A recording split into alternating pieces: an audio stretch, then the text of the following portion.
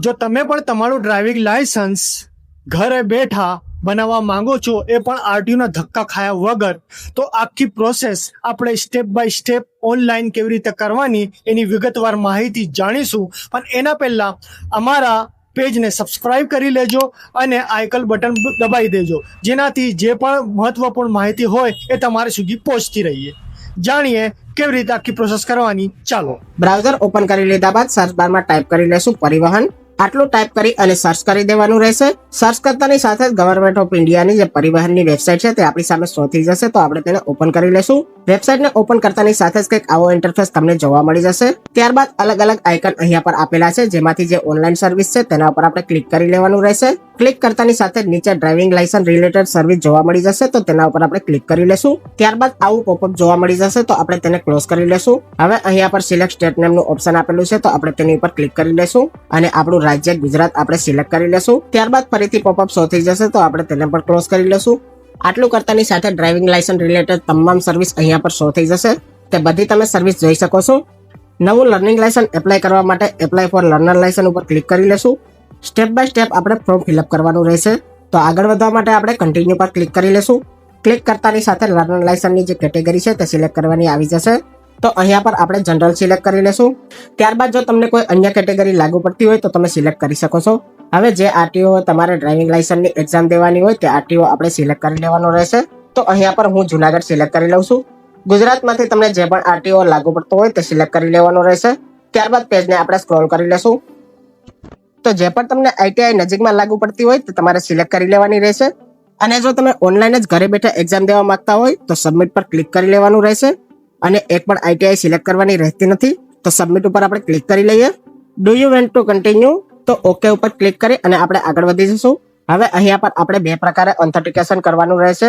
જો તમે આધાર ઓથેન્ટિકેશન થી એપ્લિકેશન કરવા માંગતા હોય તો પહેલા નંબરનું ઓપ્શન સિલેક્ટ કરી લેવાનું રહેશે. અને આધાર કાર્ડ વગર ઓથેન્ટિકેશન કરવા માંગતા હોય તો બીજા નંબરનું ઓપ્શન સિલેક્ટ કરી લેવાનું રહેશે.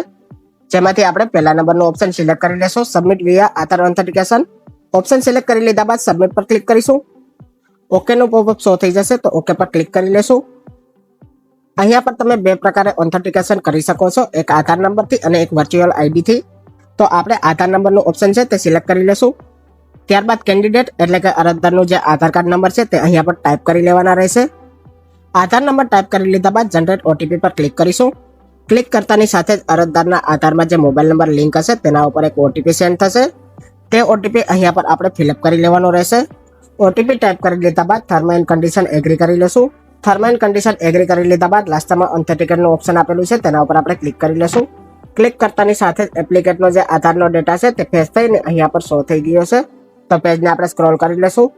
લાસ્ટમાં પ્રોસીડનું આઇકન આપેલું છે તેના ઉપર આપણે ક્લિક કરી લેશું. અહીંયા પર પર્સનલ ડિટેલમાં આપણે જોઈ શકીએ છીએ નેમ ઓફ એપ્લિકેન્ટ તેમજ રિલેશન નેમ, અને ત્યારબાદ જોઈએ તો ફૂલ નેમ એઝ પર રેકોર્ડ. આ બધી ડિટેલ આધારમાંથી ફેચ થઈને આવી ગઈ છે. ત્યારબાદ પેજને આપણે સ્ક્રોલ કરીશું. અહીંયા પર આપણું જન્મસ્થળ આપણે ટાઈપ કરી લેવાનું રહેશે. ત્યારબાદ અરજદારનું જે પણ એજ્યુકેશન હોય તે સિલેક્ટ કરી લેવાનું રહેશે. અહીંયા પર તમારું બ્લડ ગ્રુપ તમને ખબર હોય તો તમે સિલેક્ટ કરી શકો છો. ત્યારબાદ ઈમેલ એડ્રેસ મરજિયાત છે, જો તમારી પાસે હોય તો તમે ટાઈપ કરી શકો છો. હવે મોબાઈલ નંબર અહીંયા પર ટાઈપ કરી લેવાનો રહેશે. અને ખાસ ધ્યાન તે રાખવાનું રહેશે કે જે મોબાઈલ નંબર અહીંયા પર ટાઈપ કરો છો તે તમારા આધારમાં લિંક હોવો જોઈએ. આટલી ડિટેલ ટાઈપ કરી લીધા બાદ પેજને આપણે સ્ક્રોલ કરી લેશું. હવે જોઈએ તો અરજદારનું address, present address and permanent address. તો બંને અહીંયા પર આધારની ડિટેલમાંથી ફેચ થઈ અને આવી ગયું છે. એક સબ ડિસ્ટ્રિક્ટ સિલેક્ટ થયેલું નથી, તો તે આપણે સિલેક્ટ કરી લેશું. જે પણ તમારો તાલુકો હોય તે સિલેક્ટ કરી લેવાનો રહેશે. જો તમે ગ્રામ્ય વિસ્તારમાંથી આવતા હોય તો ગામ સિલેક્ટ કરી લેવાનું રહેશે. અને જો તમે શહેરી વિસ્તારમાંથી આવતા હોય તો તમારું શહેર સિલેક્ટ કરી લેવાનું રહેશે. પરમિનન્ટ એડ્રેસમાં પણ આપણો જે તાલુકો છે તે આપણે સિલેક્ટ કરી લેશું. આટલી ડિટેલ ફિલઅપ કરી લીધા બાદ પેજને આપણે સ્ક્રોલ કરી લેશું. અહીંયા પર આપણે ક્લાસ ઓફ વ્હીકલ સિલેક્ટ કરી લેવાની રહેશે. જો તમે ટુ વ્હીલની એક્ઝામ આપવા માંગતા હોય તો મોટરસાયકલ વિથ ગિયર સિલેક્ટ કરી લેવાનું રહેશે. સિલેક્ટ કરી લીધા બાદ અહીંયા પર એરોનું ઓપ્શન આપેલું છે તેના ઉપર ક્લિક કરી લેશું. જો સાથે સાથે તમે ફોર વ્હીલનું પણ લાયસન્સ બનાવવા માંગતા હોય તો એલએમવી સિલેક્ટ કરી લેવાનું રહેશે, લાઇટ મોટર ઓફ વ્હીકલ. આ વિકલ્પ સિલેક્ટ કરી લીધા બાદ ફરીથી એરો પર ક્લિક કરીશું. ટુ વ્હીલ અને ફોર વ્હીલ બંને આપણે સિલેક્ટ કરી લીધું છે. જો ભૂલથી વધારાનું વાહન સિલેક્ટ થઈ ગયું હોય તો ફરીથી તેને સિલેક્ટ કરીશું અને નીચે આપેલા એરા ઉપર ક્લિક કરીશું એટલે ફરીથી તે અનસિલેક્ટ થઈ જશે. તો અહીંયા પર આપણે ફક્ત મોટરસાયકલ સિલેક્ટ કરેલી છે, કેમ કે આપણે જે ડ્રાઇવિંગ લાયસન્સ બનાવવા માંગીએ છીએ તો ફક્ત મોટરસાયકલનું બનાવવા માંગીએ છીએ. ત્યારબાદ પેજને આપણે સ્ક્રોલ કરી લેશું.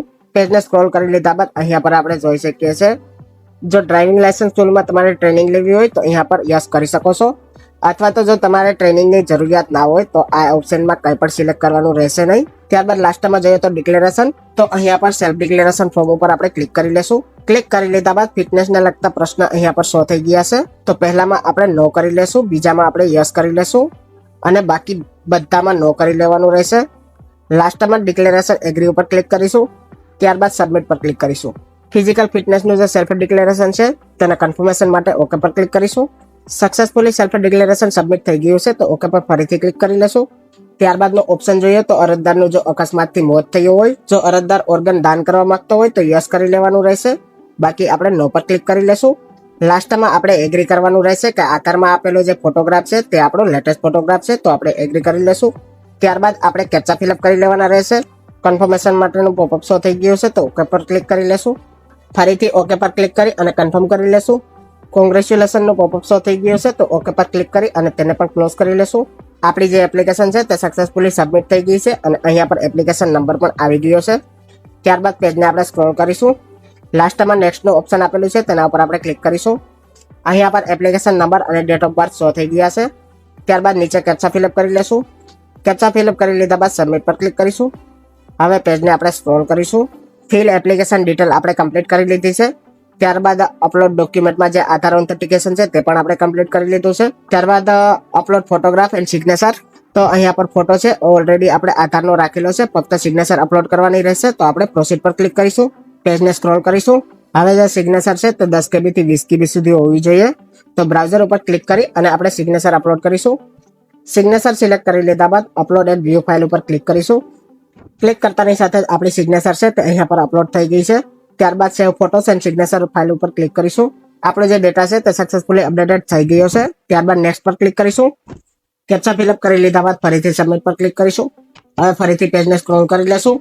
હવે લાસ્ટમાં 5 નંબર ઉપર પહોંચી ગયા છે ફી એન્ડ પેમેન્ટ, તો પ્રોસીડ પર ક્લિક કરી અને પેમેન્ટ કરીશું. ફી અહીંયા પર કેલ્ક્યુલેટ થઈ અને આવી ગઈ છે તો પેજને આપણે સ્ક્રોલ કરી લેશું. ત્યારબાદ પેમેન્ટ ગેટવે SBI નો આપેલો છે તો તે જ આપણે સિલેક્ટ કરી લેવાનો રહેશે. ત્યારબાદ કેપ્ચા છે તે ફિલઅપ કરી લેશું. આટલું કરી લીધા બાદ પે નાઉ ઉપર ક્લિક કરી લેશું. અહીંયા પર ટર્મ એન્ડ કન્ડિશન એગ્રી કરીશું અને પ્રોસીડ ફોર પેમેન્ટ પર ક્લિક કરીશું.